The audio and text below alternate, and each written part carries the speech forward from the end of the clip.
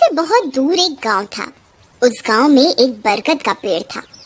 उस पेड़ पर एक झूला लटका हुआ था, लेकिन कोई भी गांव वाला उस झूले पर बैठने की हिम्मत नहीं करता था। एक दिन घसीटा और उसकी पत्नी निर्मला सो रहे होते हैं। तभी उन्हें खिड़की से किसी के रोने की आवाज आती है। इस वजह से घसीटा की नींद खुल जाती है। अरे ये कौन है?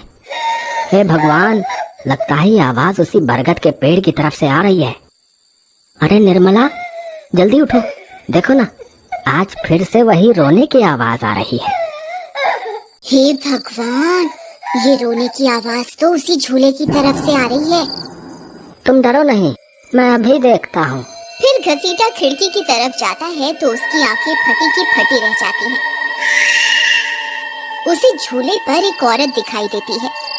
उसने सफेद रंग की साड़ी पहनी होती है और रो रही होती है।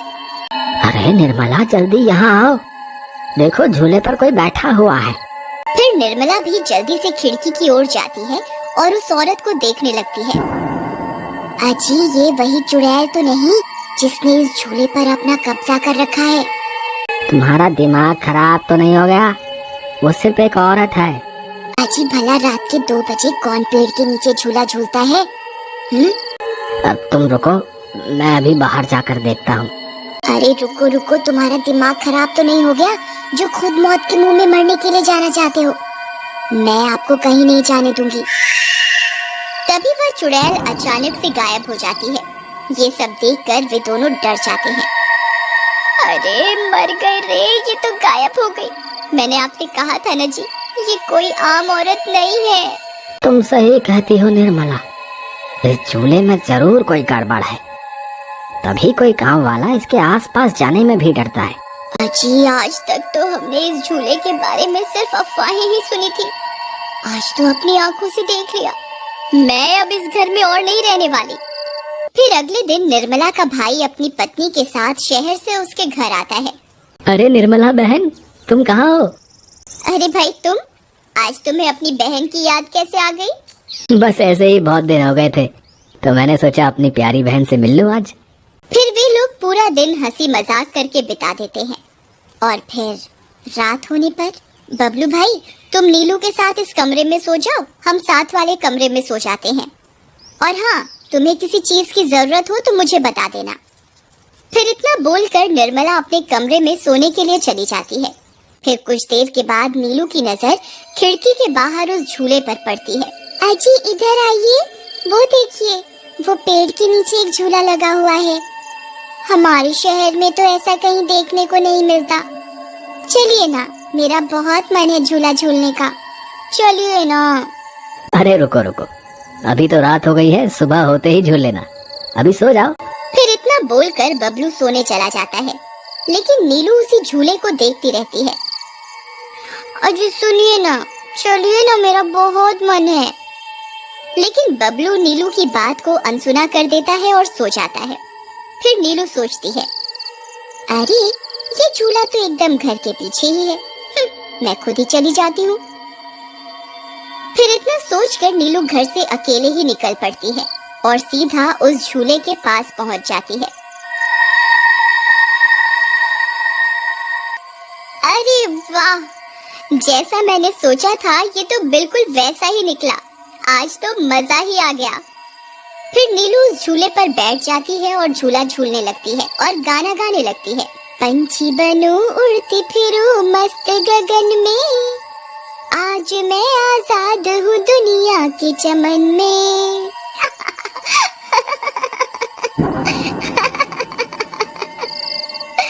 अरे वाह। फिर नीलू कुछ देर रात खुशी खुशी झूला झूलती रहती है। अरे वाह, आज तो मजा ही आ गया। चलो अब घर चलती हूँ, अगर इनकी नींद खुल गई तो ये बहुत नाराज हो जाएंगे। फिर जैसे ही नीलू उस झूले से उतरने लगती है तो उसे महसूस होता है कि किसी ने उसे पकड़ कर रखा है और वो झूले से नीचे नहीं उतर पा रही। वो बहुत डर जाती है। अरे अरे ये क्या, कौन है जिसने मुझे पकड़ कर रखा है? वो इधर उधर देखती है लेकिन उसे कोई दिखाई नहीं था। अरे मर गई रे, मैं इस झूले से क्यों नहीं उतर पा रही? बचाओ बचाओ, कोई है? अजी सुनते हो, मेरी मदद करो। तभी नीलू की आवाज सुनकर बबलू की नींद खुल जाती है। निर्मला और घसीटा भी उठ जाते हैं और भागते हुए बबलू के पास आते हैं। अरे बबलू, ये तो नीलू की आवाज थी ना, वो कहाँ है? तभी घसीटा की नजर उस झूले पर पड़ती है। उसे नीलू उस पेड़ के नीचे पड़ी हुई दिखाई देती है। हे भगवान, ये क्या अनर्थ हो गया? नीलू उस झूले के पास कैसे चली गई?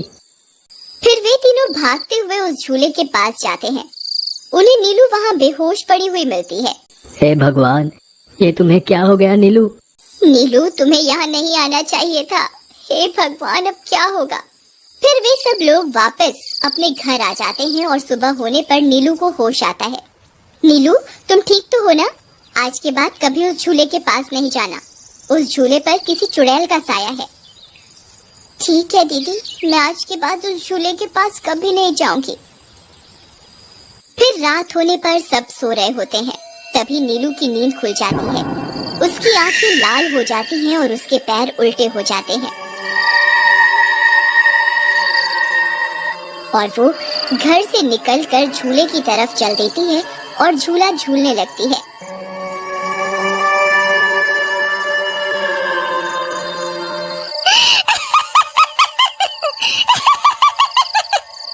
उसकी हंसी सुनकर उन सब की नींद खुल जाती है।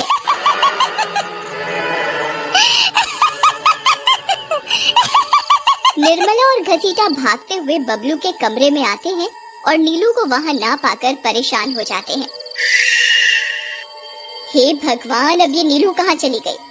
फिर वे सब खिड़की से झांक कर देखते हैं तो उनकी आंखें फटी की फटी रह जाती हैं। नीलू झूला झूल रही होती है। अरे मर गए रे, ये नाक मीठी तो फिर से झूला झूलने चली गई। अरे बेवकूफ बबलू, अपनी पत्नी को संभाल कर नहीं रख सकता क्या? देख, तेरी पत्नी आधी रात को कैसे झूला झूल रही है। दीदी, मुझे माफ कर दो।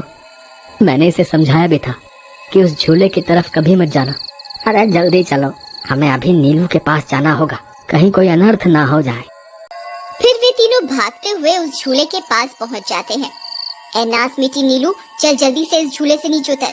तुझे कल भी समझाया था ना, इस झूले की तरफ नहीं जाना। एक बार में समझ नहीं आता क्या?